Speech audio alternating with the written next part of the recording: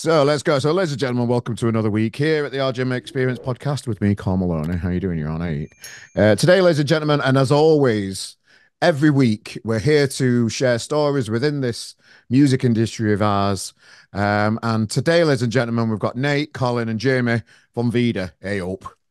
How's it going? Now Pleasure to then, be here, man. you're welcome. You. So you're on the book fast already, then, are you?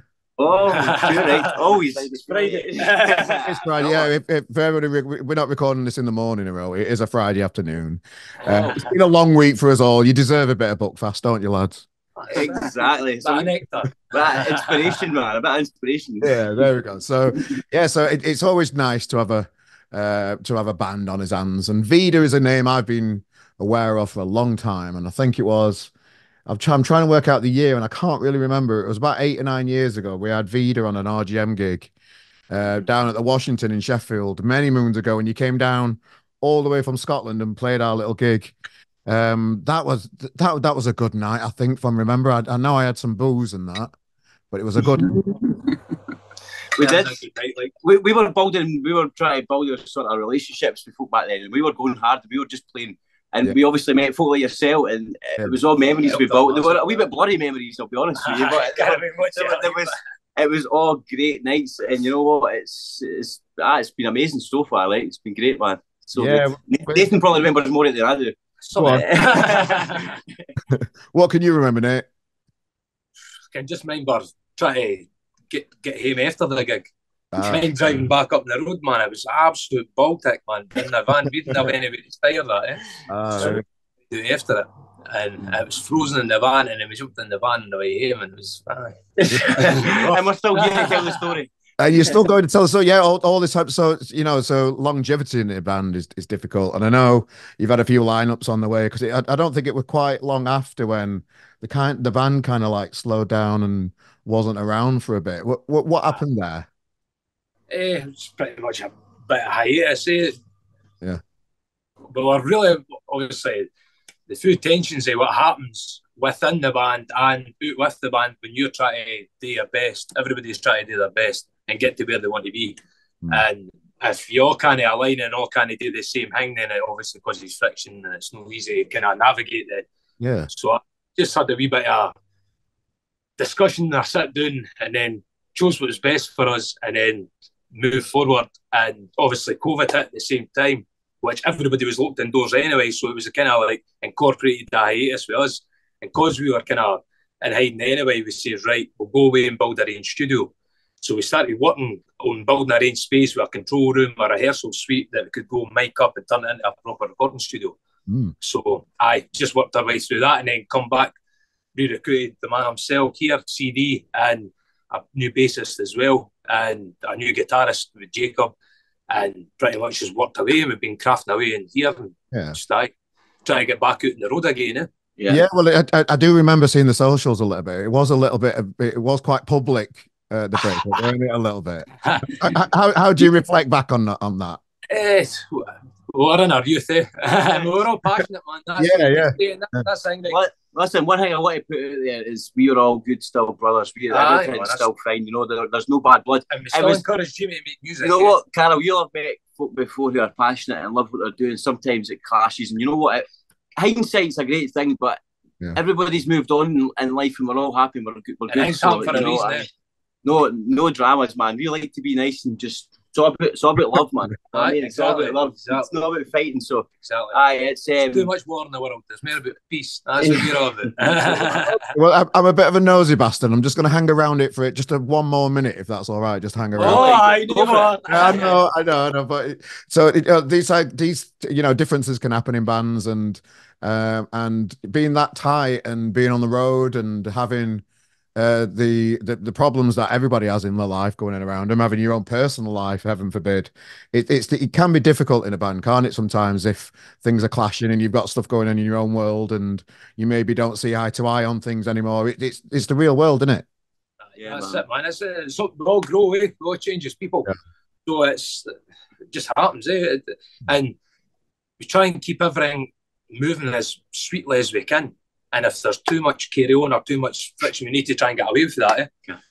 Because that's a distraction then. because you're not focusing 100% on your craft. You're not working on your art, and that's where we all align on that. We all want the same thing. We want to work hard at what we do. I'm not saying that Jamie didn't work hard. He did work really, really hard as well. But it was just a different alignment at the time. We all had a lot of different tensions, different pulls in our life, and it just broke down in communication. It just wasn't ideal. So we made the moves we made, and then here we are.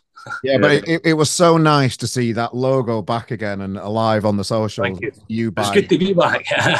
Unbelievable response. Aye, man. Yeah. So what did you all do when the band wasn't alive for a bit? Where did you all go? What did you get up? We still stuck together, but we just started building this place. Right. We had probably a couple of months. My dad plays in a band. He plays in a wedding band. So no danger. So obviously we moved in there, kept going for a bit, and then we found this space, transformed it into a unit of a place we can come and obviously make some music in that. So we kept going. I must admit, we kept working hard.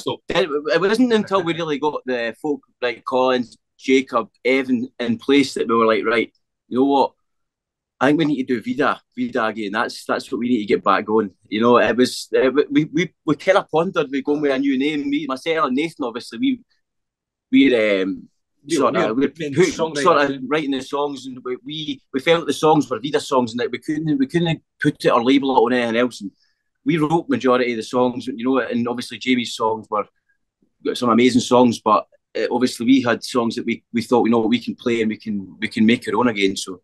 And the crowds have been responding great to the songs, and it's the same jangly music, the same. Some of the new stuff's very sort of 60s sort of, and it's just different, I think, to what's getting played a bit. You know, the recording wise, because it's our own recordings, we can make them how we want them to sound. And sometimes it's hard to say, you know what, let's reel it in a bit, but sometimes we go too far and then we have to go, nah, right, let's bring it back. But we've got the time. Luckily, we're not paying somebody big bucks to fucking use our studio. Excuse the language, sorry. It's fine, mate. Say what you want. So it's like starting again. So if you would have rebranded, it could have probably taken you a lot longer to establish yourself again a little bit. Do you think? Was that part of staying as Vida? 100%. Yeah. Look, man, we could have went and done a different sound, and maybe, but at the end of the day, that was us. So it was all right in there. It was just the right. So there was a lot of thinking on it. It wasn't just like let's fuck it. We spoke to Jamie as well, because obviously he was a big part of the Vida journey and us getting to where we got to. So we sat down with him and says, look, we're planning on keeping the name, and he was like, look, on you go, boys. I'm just glad to be part of the journey with you and that. So. That's nice. Hat off to him for being like that about it all, and it was good to catch up with him and that again, play a couple of games of pool and stuff. Well, that's good. So finding new people that are compatible with the Vida ethos then. So Colin, mate, welcome. It's the first time I've spoke to him in, well, ever. How are you doing? How did you find it, you know, joining the lads and coming in from afar?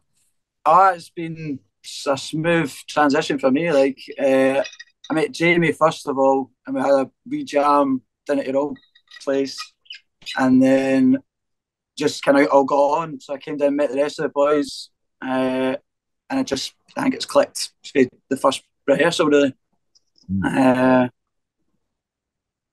Aye, class. Straight in, no problems. Nah, not really. Nah. I'm a shit starer. I'm just looking for something. He's well. The man's obviously. I think this is. It's got for this. In terms of where we're pushing to get to, like for you, it's obviously I love the ambition you've got. For us, it's the same. You know what I mean? You want to be you're on the same. But in terms of like coming into play, it was just. I mean, you maybe I don't know. You're maybe speaking about the new song we put out with Colin singing, but he can sing anything. Like that's what the best. That's his strength. He's not got a limit. He can take you. He can sing like. He just that's. But that's I'd say that's the best thing. He can for me, like I'd never done gigs like Sold at King Tut's or whatever. So getting to come into this band and do things like that's been like best experiences of my life so far. Really. You've had it easy then, haven't you, pal? They've done all the hard work. Man, I'm just coming in and taking all the glory. Like, so how did you like? So how did you like, so coming back, you've got your history and the lineups all changed and that kind of stuff. When you look back at the material you had, how did you physically make the decision with the old songs and the new stuff? How did you put some of it to bed? What kind of process did you go through as a band to just to put a nail in that chapter? That part of the band's done. We've got a new chapter now. How did you transition as a band? Putting some of the old stuff to rest. Well, it's not even putting all stuff to rest. I think it's just a part of your library, part of your legacy. So it was mere, we're constantly writing songs. Like every day we encourage writing music, and just like coming up with ideas or whatever else, and being creative in general. And throughout the years, obviously, you've got good ones that you'll say, right, I'm keeping that one, I'll keep that one aside. So we've all done that throughout the time, and then we'll just bring them to each other with acoustic guitars, or be like demos we've done on our phones or that. And then we'll introduce the song and say, right, we'll try and work on this maybe, and then we'll give it a couple of nights in the practice room. And if it sounds like it's going to go a lot of potential, then we'll keep working. Or if it's no, they'll say, right, we need to work on that a wee bit more. Let's focus on this one. So we just kind of, it's just a journey, really. We just want to basically create a catalogue of music that's for us, and we've written it all. And it's like Vida is a collaboration of songwriters. We're all songwriters, and we all want to contribute. And go out and basically write our songs, get them recorded, and get them out there and tour with them. So I just been creative and enjoying ourselves. That's what's all good. All the songs that we're playing in our set now is stuff that me and Nathan wrote in Vida. So obviously, if Jamie was ever wanting to go and play the songs for Vida, was to get a band, whatever, he can play his songs. So we're obviously playing new stuff that we've all wrote together, along with the old stuff. Like, so obviously Nathan wrote Fade Away, and I wrote like A Place We Can Forget. So there's songs that we think, well, we should be playing them in the set. But just out of respect for Jamie as well, we were like, we'll see him let him have his songs, So. Yeah, I like it. I like the vibe. You're excited. You're excited for the future, aren't you? I could tell that. Always jumping a bit. I think the fact we've got we've got a lot lined up over the course of the year. It's something to look forward to every step of the way. There's never a moment where we can go, right, let's have a break. It's like continuous work, studio recording, rehearsals, gigging. It's a fast life, man. It really is. and it's not easy as well, because it's not, you've got to be able to fund these things. You've got to be able to fund having a van and just getting on the road and recording, and now you've got your own studio there as well. So like, how do you manage it all as a band? I presume you have to do like those day job things as well and that kind of stuff. Well, like to myself, I'm no technically employed, but I'm doing here every day, just grafting away and just trying to hustle it. And then I've re-taught myself for the sound engineering and stuff like that. Done like weekend courses and that, because I was working full time, and then I had a bit of a golfing incident which stopped that. If you want me to give you a wee bit of detail on that, I don't know. Right? Go on, I've got to ask. It involves me rupturing my right testicle with a golf ball at a driving range. It's a good shot. So did you get it? So you missed the ball and hit the ball? Ricocheted off a metal pole and come right back off my driver. Ding ding. Bang. Right. So I had complications since 2020, and I've just took every cloud with a silver lining. And he's a full-time musician. Just indulged in the creative arts now. Is everything okay down there? I just feel like I take it day by day, my man. That's It's what you do, mate. Yeah. So I've been speaking to quite a few Scottish bands recently. Dictator, and aye, man, big up the boys. I used to work with one of the guys. And they're just telling me like there's no else around them really. They've just got this passion for music, and politically around them, there's not much going on. Work's difficult. There's not much money around in these towns. How is it for you guys politically around you, away from the band? Well, pretty much Glenmanshire is the second poorest county in Scotland, does it know, or Britain? So that's especially. Right. Look, there's actually loads of bands in our area. It's amazing. There's something in the water. Glasgow as well. Glasgow's music capital. I don't feel like we've ever let it hold us back, if I'm being honest. The area. Use it for inspiration. I mean, we've always been quite vocal with the whole Alloa thing. Alloa is a area where is the sort of district, the sort of click Shire, the wee county. So we say like the county rock, you know, it's like that sort of music. Yeah. So, aye. What do you think? What would you say? You've played all over, haven't you? Talking to me? Sorry. There's plenty of bands and that about here, and that there's a good wee kind of community with between some of us and that. So that's class. We all look after each other. Glasgow and Edinburgh are great to go and play. There's hundreds of good venues that we want to go and play. Obviously, starting off at King Tut's and St Luke's has been class. Were you in bands before then? Were you in bands before, Colin? Say that again, mate. Were you in bands before? I've been in bands all my days, like wee punk bands and just mates mucking about kind of thing. And I've been in wedding bands and all that kind of stuff. Been doing it all my days, like. But how did you get into music? You first, like, just to hang around on the New Boy for a little bit, then. Talk us through, you know, your life before music. Really, how did you get into it? How did it all start? Probably originally through my dad. He got me into David Bowie quite young. He got me into David Bowie and going up to see Glasgow Rangers, and I think something a bit gone up there as well. I don't know if you'll relate to this. Going up there in the crowds and all the boys singing, and I think that had quite an impact. So those two things started it off for us, and then I got into like punk music, the Clash and the Sex Pistols, and found that you could actually just start bands and be in bands. Like, seemed like an alien concept when I was young. And then I've just haven't really looked back to there. Just always been starting me bands and wee projects and writing songs. And when did you first realize you've got a voice on you? When did you first realize you've got a voice on you? Oh, I don't know about that. I'm still getting told I have. I'm not exactly convinced myself. Kids you only can sing. Basically, it was one of my mates came up to us in first year in high school and says, "Do you want to be the singer of my band?" And I was like, "All right." And that's pretty much how it started. And I've just been doing it ever since. Really. He used to be a wee school, now he's settled down a wee bit. That's what I mean. You know, people just find out they've got these things in a shower or something, don't they? Or they get into karaoke and just blast them out when they've had a few beers. Did you have out like that? Well, I used to do a bit in the house, and that anytime my mum and dad would have friends or family into that, I'd be doing like Bowie impressions and that. Like. And so you know, new members in the band now. Talk me through the other two. Is it another two lads that aren't here? You know, I'll give you an insight into me. Evan, the bass player. So Evan used to come and see us play, and he was actually a fan of the band when we were playing before.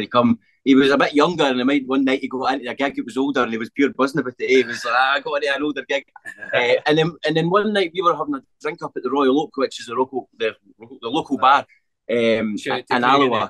Craigie Royal Oak. They ran the bus from Alloa to up the King Tut's, sorry.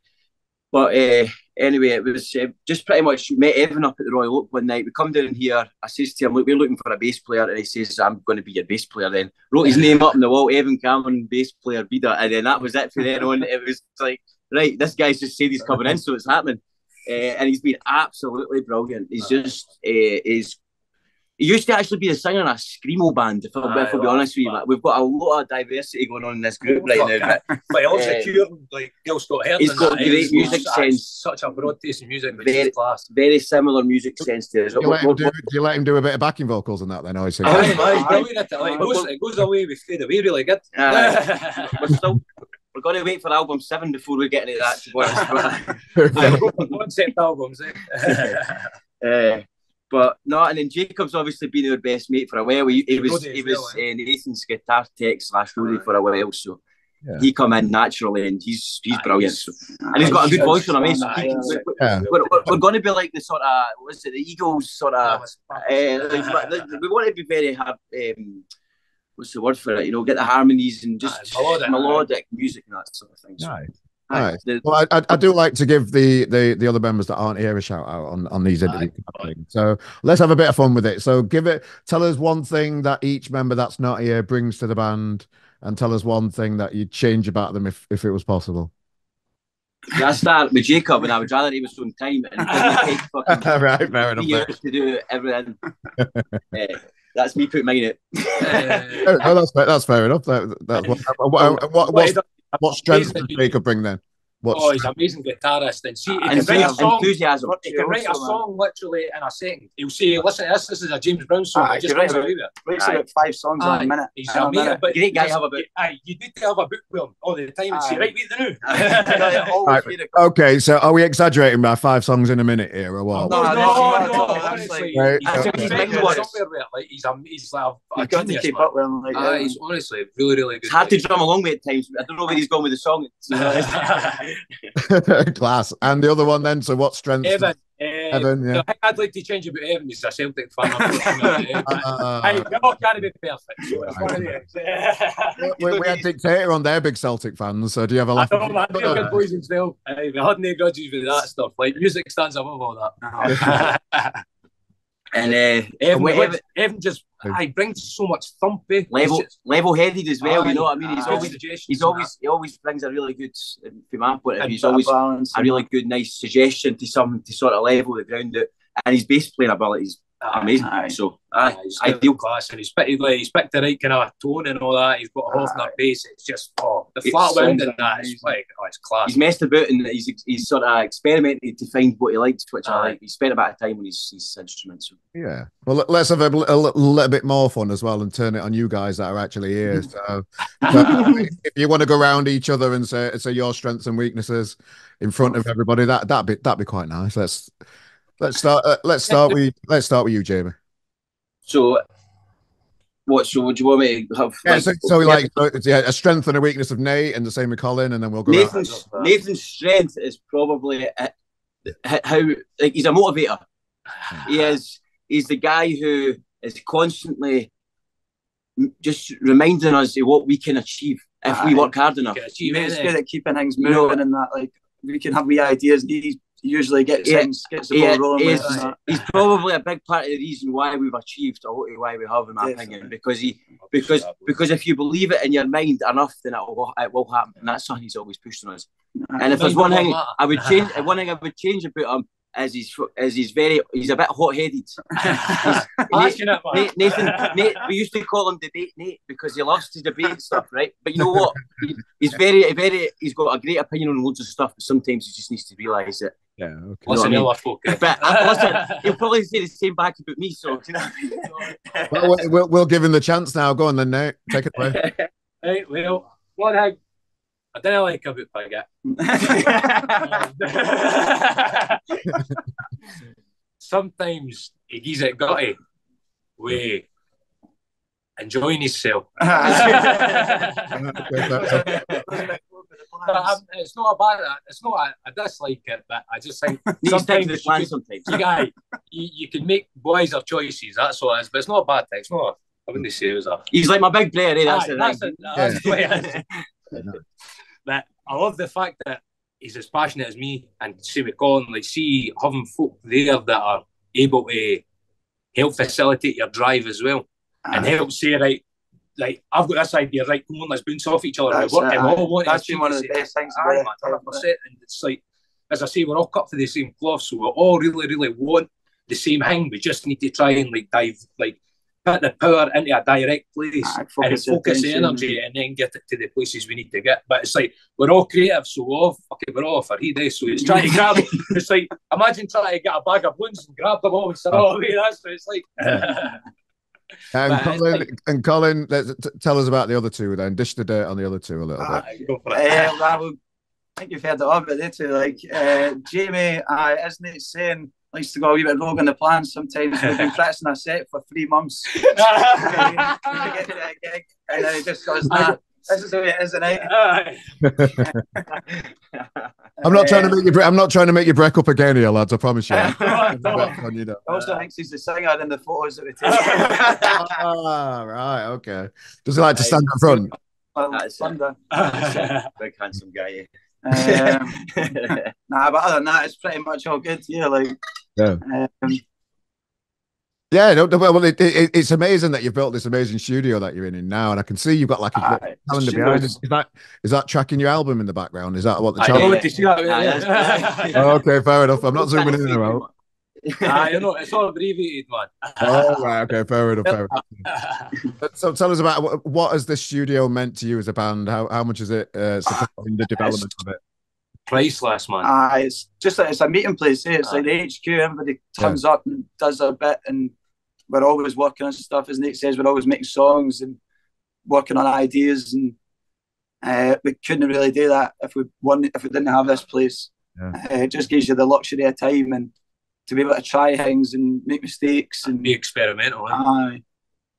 Yeah, but it's a major decision as a band, because I've spoke to bands like Octoberdrift that have built their own studio, and it helps them fund their tours because they hire it out for a day. Other people can record there for that kind of stuff. So you can help you cover some of the ever increasing costs of being in a band and being on the road. So it can. That's the plans. You use it for that as well, or is it just? No, that's the plans. We're obviously built to that. Yeah. We need material out there to advertise the place as well, And then once we're on the tour, and then we can also get people in. We've got a couple of bands kind of looking to come in. Odd Socks for Glasgow and Cask for up Elgin. So I've got a few kind of things on the go, but it's just building it. That's it. It's just like building a kind of business or an enterprise. Anything if they flare up and try to make something out. Yeah. So having your own studio then. So how do you deal with the quality control? How do you know when a song's finished? How do you know when to stop mixing that fucking hi-hat? It sounds all right. Leave it alone. Who makes those decisions? It's a group decision, I'd say. We have the last two singles have kind of been done differently each time because we're obviously experimenting with what we're trying to do. We're trying to find a kind of streamlined, kind of set way of doing things, but we're getting closer to it. But we just kind of like get to a point where we're all happy with the sound and then say, right, let's get the release plan sorted. But obviously, we want to better the release plans, get more PR campaigns kind of pushed at the back of it, and doing the live scene, that obviously funds then paying thousands for promo and getting vinyls pressed and all that kind of stuff. So it's trying to get everything balanced, so your live scene, your recording and your publishing and all that kind of balances it together. But it's not easy. And then you've got all the socials. You've got to make a reel every fucking 5 minutes. You've got to do all that. Oh, see the algorithms, man. That's been nice. I talked about this on my tips for 2024. I think bands get, particularly like smaller bands, anyway, not like you guys, you're more established, but like people worry about what the algorithm is, and I don't know. I just think you can worry about those type of things too much when nobody really knows what a fucking algorithm is. Nobody knows how it works. We just keep the content half decent and post stuff. But like try and make it look interesting. Hope that they get the best and see what different folk like. Certain folk are like comedy videos or like animations or different things. You just put it out there and see what the responses are, and then you say, right, you can work out what's better, work out what you can keep and use for another time or something. And then obviously social media, there's loads of people out there telling you how to do it, so you just adopt some of their methods, and just say, oh, cheers for that kind of bit of advice, and then you try that. If it worked, then good. If it didn't, then you move on. Yeah, well, I was speaking to Dictator recently, and they were just telling me, well, I brought it up. I just said I'm fucking bored of bands announcing stuff's coming out at 6 o'clock when it's just gonna be a single. You're just announcing. It's just boring. It's not very engaging. It's not very interesting. To be honest. How do you cut through all that shit and put it? How do you plan being original and trying to be above that kind of boring standard shit that's out there? Because I'm right bored of it. I don't know if you can tell. It's a good question, actually. I suppose we've all sort of noticed that social media is different now to what it was when we were playing sort of 6-7 years ago. You know, the sort of video content you're looking for, and you know the sort of announcement of like what you're saying, that to me it should probably come from a promo video early doors where you're working up towards an album, and everybody's releasing singles now and then releasing 8 singles in an album with 10 songs on it. You know, it's and everybody's heard 8 of them because they've been singles. That's it. I really didn't like that. I really didn't. It'd well be a greatest hits or something, you know, or you know, or I think, you know, it's a vanity project, that, innit? It's just basically a band saying, I need to have an album out. I need to fulfill that hole in my thing to have an album out. But if you brought 10 singles out, 8 singles out, and there's a 10-track album and 8 of them are singles, it's just like, oh, what's point? I'm I've been around this fucking industry, and particularly like, you know, developing bands and smaller bands that are trying to get to the next level. And I've seen so much of it, and I'm just so bored of some of the content that's out there. A lot of people see what other people do and just copy it and think that's enough. But I see what I'm more excited by what you guys are doing. You look like you're having more fun with it. You are doing the video. I was going to say, I think you're just trying to have a laugh with it more than anything. Enjoy yourselves. I enjoy it. Try not to take it too seriously and all that kind of stuff. Like Fat Dad's another band. They're amazing online. They just fucking piss about and they just have a laugh. Enjoy themselves. That's what it's all about. If people see you enjoying yourself, they're going to enjoy themselves. It's a natural reaction. Yeah. Well, it's just so fucking bored. I'm just so bored of it. So bored of it. Listen, there's nothing wrong with having the fun with sort of serious music, because we've spoken about this before. You know, like with sort of the Smiths, for instance, like the sort of music and the lyrics, the contrast. You know, we want to have that sort of what's, you know, like with you tell me, it's sort of, what's the word I'm looking for? You know, it's kind of, it takes a sort of weird twist, yet it's still got that sort of happy vibe, and that's a bit like us, because some of the lyrics in our songs are sort of quite deep. But the music's jangly and happy, so people still get the good vibes from it. So, I mean, it's a nice contrast to have, I think. There's a lot of people that take themselves really seriously, and it's my art, and it's like, and they think people should appreciate it the same way they do, and it's just quite, it's quite egotistical. It's quite boring and dull sometimes. And I just like to say officially, you guys are just like a breath of fresh air. I just love. Seriously, I just love and I'm only seeing it from afar as well, and it's why I've got it back on the podcast. I've said, yes, fucking Vida are back, and they're having and they're here to fucking have it again. I love seeing that, and I don't see it a lot, which I thought I'd see more of bands having a laugh than taking themselves so fucking seriously. It's probably part of the industry. It's because then, as you say, they'll see other people doing the same thing, so they'll just emulate that. See, for me personally, we were in, like, Carol, you know, you've sort of followed us from before as well. We've never took this mega seriously, and we got to a really good point with this. And that to me is an example. You don't, like, we were obviously taking it serious in terms of rehearsing hard and practicing, but in terms of the sort of what you're talking about with you know, what you feel in your mind, we've just always been this happy-go-lucky, daft bunch of guys that want to have fun and play in a band. And it's got us to, and I think, like you say, we've played with bands, you know, to talk over the years. You know, we've built great relationships with bands that are doing really good things at the minute, and that's just through us all just coming together and enjoying and talking about what we love, sort of thing, but also being able to go out and have a wee party, you know, enjoy ourselves. Just like everybody loves to enjoy themselves. We've met loads of great bands. What do you think it is about Vida that stood the test of time then? And, you know, people have, you know, the fans have, you know, been patient, and you've come back, and they're still there all this time. To be honest with you, why do you think that? just the songs. It's got to be the music. Fade Away is obviously a massive song for us. It's in jukeboxes up and down Scotland, and the smallest of towns that you would never even know the name of. And it's obviously, we recorded that, and it just went massive. And obviously then a place, and then we've got Let You Believe, and but probably Fade Away is that's been our song that's really, people hear that live, you hear them singing it, you see the passion. Recently that's wild. It's like they've been waiting to hear it for a long time. It's going to have to beat that song, but that's the sort of that's your sort of, what would you say, recipe, I think, you know. It's like the formula for writing a song. If it's like a easy digestible pop song. Don't want to be too cliche with it, like, but we want to also hit what people want to hear. Yeah. Well, I think there's a bit more to it though with you guys, particularly because I've seen it now, particularly through COVID, some really big established bands just fell by the wayside during COVID, and I can name 10 off the top of my head, and where they just lost the momentum. And they were just about to go on, you know, major tours, you know, all over Europe and that kind of stuff. And the COVID took it out of them, and a lot of people forgot about them in a way. But that's not happened with you, and you guys have broke up way before COVID and stuff, didn't you? And then you came back more recent, and you know, how many years was it? Like 4 or 5 years or something? Before it would be 2019 to 2022, 23. Yeah, something like that. So I'm just really pleased for you guys that you've just picked up the axes again, and it's just fucking, and those people are still there. It's a special thing that I'm trying to I'm trying to explain why I think that's a thing, but I don't know if I can. I don't know if it's possible. You know what? It's the new generation as well. I'll be honest with you. There's a lot of people coming to see the band that maybe, and word of mouth is obviously massive for us. I think social media. It was slow at the start. We were thinking, oh no, there's nothing happening here. And then we released Different Storm, and then from Different Storm, people started talking again. I think I started noticing the Vida post coming up on my socials, so that's a sign that obviously it's starting to build a bit of momentum.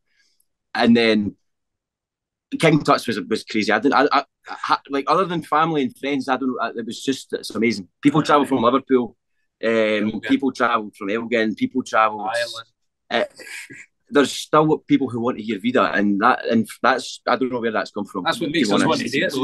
Like if people want to hear us, then we want to go out there and play. Talk us through what it's like as young lads like yourself. The day of, you all wake up. You've got this gig at King Tut's tonight. Just talk us through a day with Vida before a gig at King Tut's. What time do you get up to? What time do you start drinking? Well, you need to. We were actually sensible for this gig. Maybe quite. Well, I couldn't get to sleep the night before because I was that excited. You had to scrape me off the ceiling. So I just got up and then text everybody, make sure everybody's buzzing, everybody's ready for it, and then get down the studio, get everything packed up, ready, double check everything, and then go to the van, and then up there and ready to go. Get the sound check loaded in, and we just kind of take it as it comes. I actually got up and drove into Glasgow and got guitar strings for everybody. So that's what I done. That settled the nerves a bit, and then I spent the rest of the day just trying not to think about it, to be honest. And then eventually we got there. King Tut's, when you walk into the building, it's just got some weird sort of incredible sort of vibe about it that you can't really describe. But walk up the stairs, see all the names, and then went in and sound check. Had a bit of what would you say? We had the guitar out in the green room, singing a bit of Johnny Cash, singing all the classics, get the vocal cords warmed up, and then we sold out King Tut's. So we got a whiskey. Get the bottle, mate. We got a bottle of Glengoyne whiskey, which is for King Tut's only. Beautiful stuff. So we all seen the King Tut's bit in there. You want to buy any Jimmy's selling them? 20 quid a half. We all took a swally, so that's like a drink, a wee swally, and then went and played the show. The first time we sold it out, we had scudded the bottle before we even hit the border. We're on tour, and we done King Tut's in Aberdeen. I think it was at Manchester or something the next night, and we had tanked the bottle before the border. On the van. Wow. Amazing. And so, then, yeah, so about because I still put a lot of gigs on these days, and the worst bit of the gig is when the sound check's ended and the doors aren't opening for like an hour or two, and it's quite like it's a bit of a weird vibe, that part of a gig. How do you guys fill that kind of stuff? Do you just get out of the venue? Do you get out of the venue, or do you hang around? We got pictures, we got fed, we had a jam, we met up with the guys for DF with a chat, met some family, met some friends, and then it was actually quite a quick turnaround in King Tut's. No much messing. Place started filling quick, so we had to kind of get out of the road, and then that's when the buzz comes. You know, you start feeling adrenaline. You know, and then unbelievable, absolutely unbelievable gig. So amazing. What more gigs have you got coming up? Is there anything you can tell us about?